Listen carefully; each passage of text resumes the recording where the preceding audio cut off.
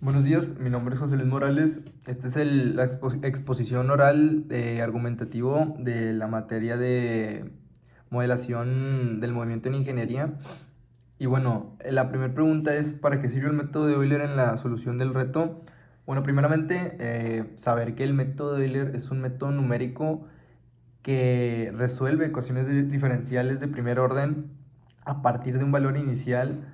Este, y bueno, el método de Euler lo utilizamos para obtener la trayectoria que realizó el automóvil o el vehículo en la solución del reto.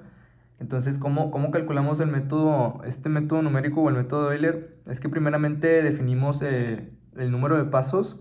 Hay que recordar que entre más número de pasos, más exacta se vuelve el resultado. Entonces, declaras un número de pasos. Después también declaras una altura de paso que se obtiene restando el tiempo final menos el tiempo inicial entre el número de pasos. Es por esto que entre más número de pasos, menor es la altura de paso, por lo que es más exacto el resultado. Entonces, después de esto tenemos que conocer la derivada. Conocemos la derivada para la velocidad y para la aceleración. Entonces, en este caso, para obtener la ecuación de aceleración constante, derivamos la velocidad con respecto al tiempo y obtenemos la aceleración.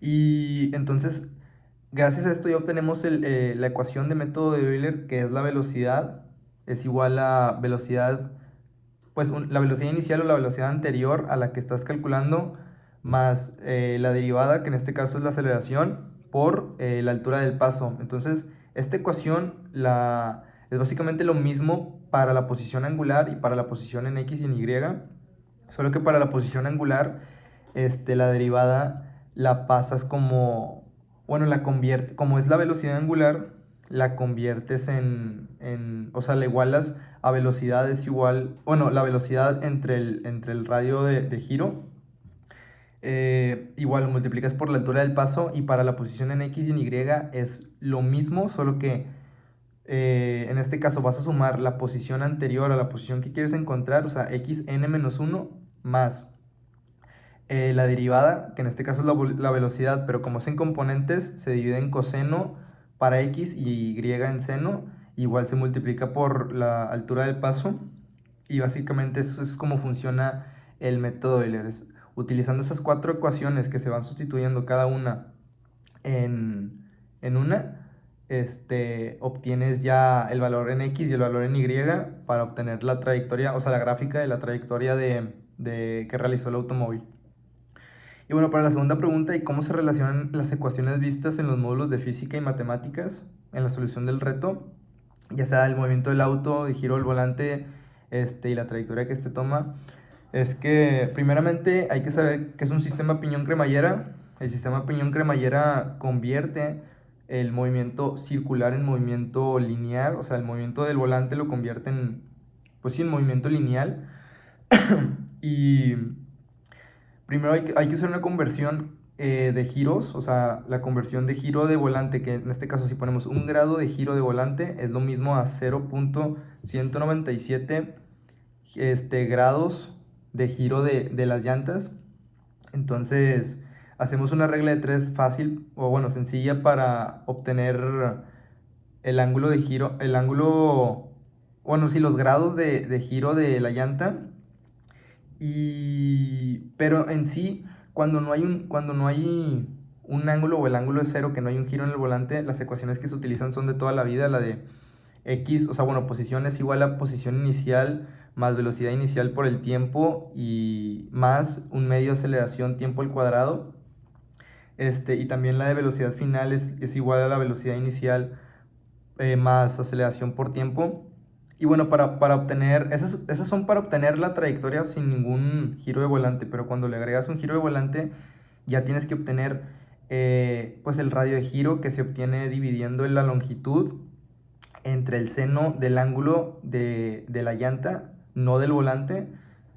Después, ya teniendo el radio de giro, bueno, sacas la velocidad angular, que en este caso divides la velocidad entre el radio de giro, Y una vez ya sacando la velocidad angular, lo que tienes que hacer es igualarlo, o bueno, obtener el delta ángulo o el cambio de ángulo, que es la velocidad angular, por el radio, no, bueno, por el tiempo, perdón, y ya obtienes los grados en radianes y ya esto lo sustituyes en el segmento para obtener ya el desplazamiento total que hizo el carro con el ángulo de giro, o sea, con el ángulo de giro del volante ya obtienes el segmento, que es multiplicando el radio del giro por el cambio del ángulo en radianes, y ya lo obtienes.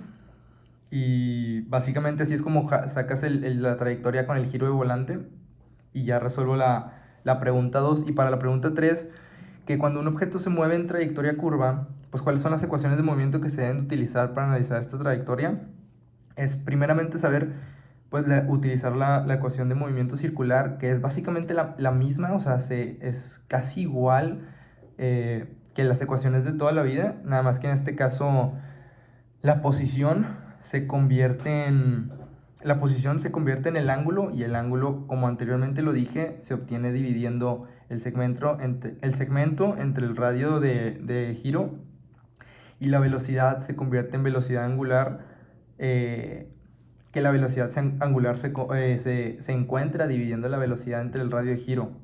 Entonces, la ecuación de movimiento circular es básicamente la misma que las de siempre, es el ángulo inicial más la velocidad angular inicial por el tiempo, más un medio, bueno, phi teta al cuadrado. En este caso phi es la aceleración, nada más que la divides entre el radio de giro, perdón, y ya obtienes tu ecuación de movimiento circular. Y bueno, estas relaciones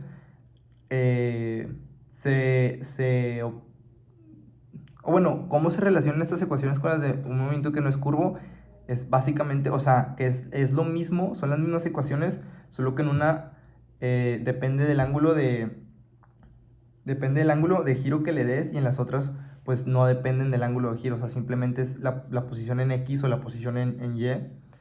Y bueno, la variable que relaciona directamente un movimiento con el otro es el radio de giro, porque el radio de giro une el ángulo o los grados que se mueve la llanta con la velocidad angular, porque si divides la velocidad entre el radio de giro, obtienes la velocidad angular, y ya puedes obtener tú el cambio en el ángulo, y así obtener el segmento para medir cuánto desplazamiento total hizo el auto. Y entonces es por esto que la R es la variable que relaciona directamente un movimiento con el otro. Y sería todo. Muchas gracias.